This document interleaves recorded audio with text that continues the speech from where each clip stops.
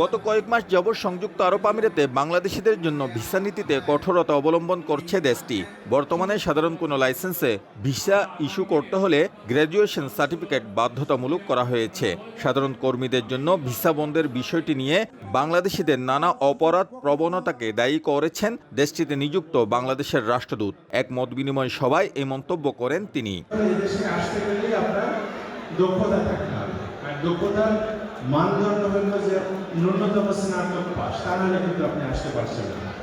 এর বাইরে যারা রয়েছে তাদের জন্য এই মুহূর্তে সংযুক্ত আরব আমিরাতে কর্মসংস্থানের তেমন কোনো সুযোগ নেই।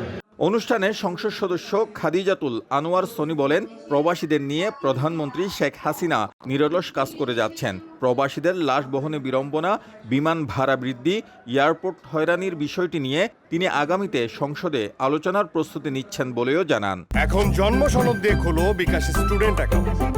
নিজের বিকাশ নিজে কর।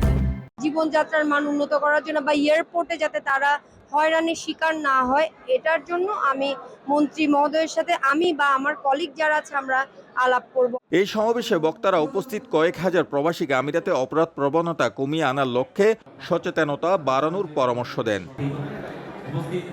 শিবলাল সাদিক, সময় সংবাদ, সংযুক্ত আরব আমিরাত।